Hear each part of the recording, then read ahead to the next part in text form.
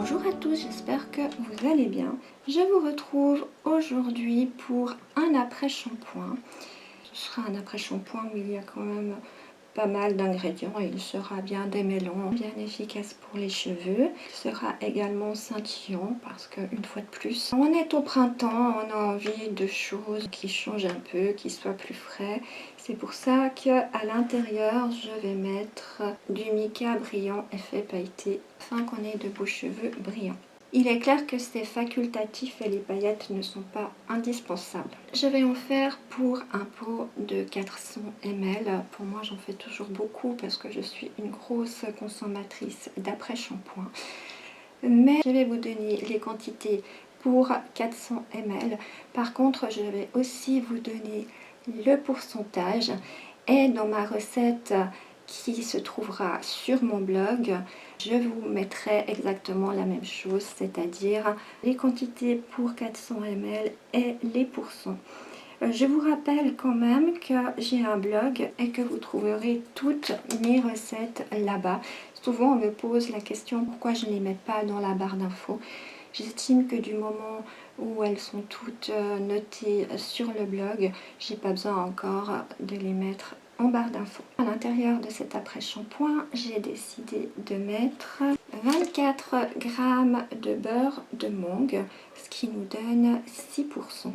Je vais mettre 20 g d'huile de ricin, qui est super bonne pour les cheveux, qui est reconnue pour la pousse, etc.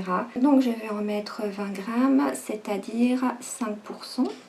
Je vais mettre 10 g d'huile de pracaxi qui est lissante et démêlante. C'est une très bonne huile pour les cheveux. J'ai décidé de la mettre parce que je voulais finir ma bouteille. Je l'ai terminée et c'est pour ça que je l'ai rajoutée. Par contre, si vous n'avez pas toutes ces huiles, vous pouvez en mettre qu'une seule. J'ai pas mal de bouteilles à terminer, mais vous pouvez mettre qu'une seule huile et un beurre. Vous n'êtes vraiment pas obligé de mettre les mêmes huiles que moi. Je vais rajouter 30 g de macérat de Brahmi et Bringarage, c'est-à-dire le 7,5%. C'est un macérat qui est fortifiant et revitalisant. Pour les personnes qui me suivent, vous devez savoir que j'adore cette huile pour les soins pour les cheveux. Très souvent j'en mets dans le shampoing et dans les après-shampoings. Je vais encore mettre 20 g d'huile de baobab qui est adoucissante et réparatrice. Ça nous fait le 5%. Je vais rajouter 20 g de BTMS qui est le conditionneur. Ça nous fait 5%. 8 g d'alcool cétylique. Il est épaississant et émollient. Ça nous fait donc le 2%. Je vais encore ajouter 224,8 g d'eau, ce qui nous fait 56,2%. Je vais mettre 20 g de glycérine végétale qui est protectrice et hydratante. Ça nous fait le 5%. 4 g d'urée qui est hydratant et exfoliant. Ça nous donne 1%. 4 g de lait de coco en poudre qui est nourrissant et apaisant, ça nous donne aussi 1%. 6 g de l'actif Phytolis qui est un lissant capillaire et ça nous donne 1,5%. Il y aura encore 6 g de l'actif Kératine Protect qui est protecteur et réparateur, ça nous fait 1,5%. 2,4 g de Cosgard, ce qui nous fait 0,6% et qui est le conservateur. Comme je vous ai dit, le mica naturel brillant et pailleté. Et je vais rajouter la fragrance musc de la folie des senteurs. Je crois que je vous ai tout dit. Si jamais j'ai oublié un pourcentage, ils seront de toute façon tous sur mon blog. Comme d'habitude, j'ai déjà préparé mes deux phases.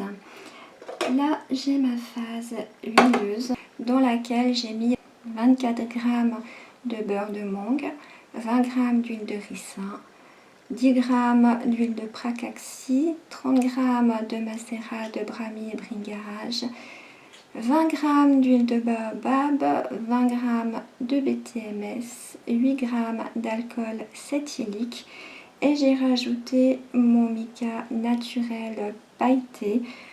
Vu que j'ai une grosse quantité, j'ai mis environ la moitié d'une cuillère à café. Après, c'est à vous de voir en fonction de ce que vous avez envie, si vous voulez en mettre. Et dans cette petite casserole là, j'ai mis 224,8 g d'eau et 20 g de glycérine. Je laisse encore fondre mes deux phases et je vous retrouve pour la suite.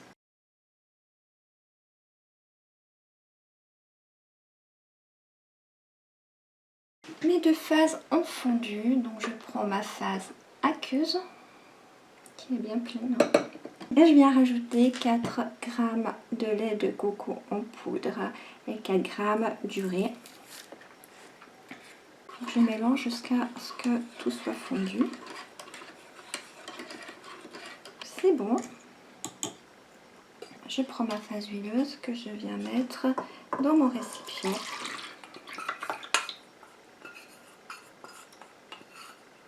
Et je viens rajouter ma phase aqueuse tout en mélangeant.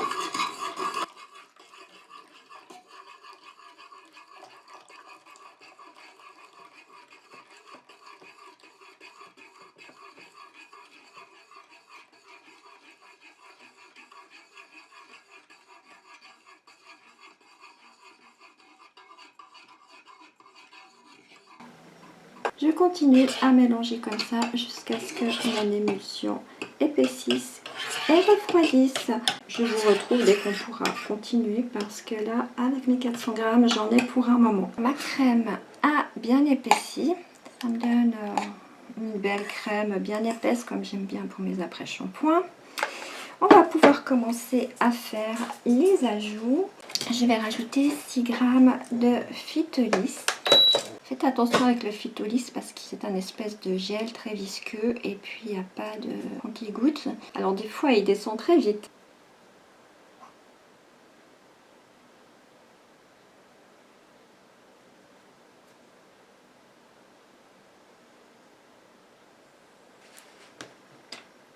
Et je viens mélanger.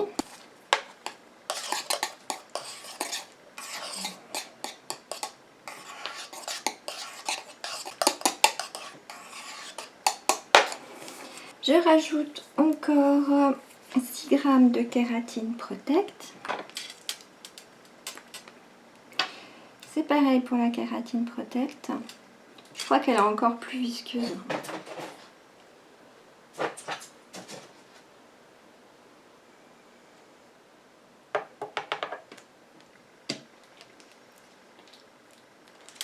Et je viens de nouveau mélanger.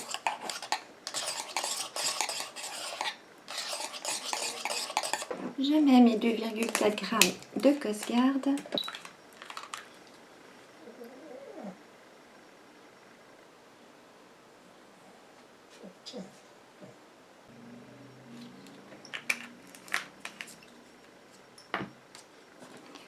Et je viens mélanger.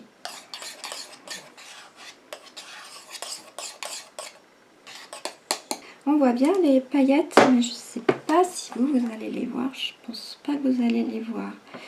On verra quand ce sera mis en pot, mais en tout cas, moi je les vois bien. C'est des toutes petites paillettes. Je vais rajouter ma fragrance. Je vais en mettre pas mal comme j'ai 400 g de crème.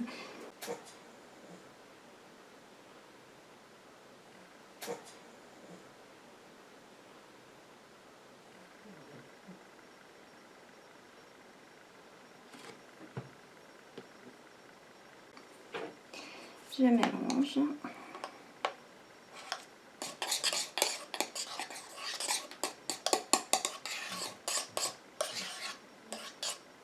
Je vais encore prendre le pH.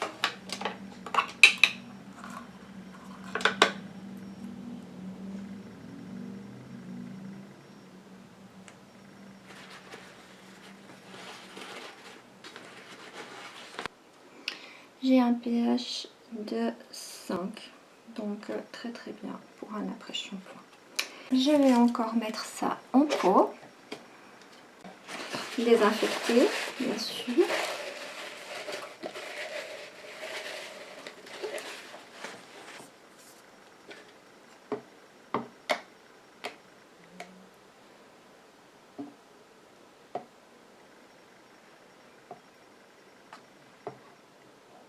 mon après-shampoing est terminé. On voit toujours pas super bien les nacres. Il y a un peu, mais je sais pas si vous allez pouvoir les voir à travers. Moi je les vois en tout cas bien.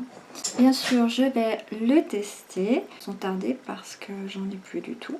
Et bien sûr je vous en donnerai des nouvelles dans le bilan de la fin du mois. Bye bye!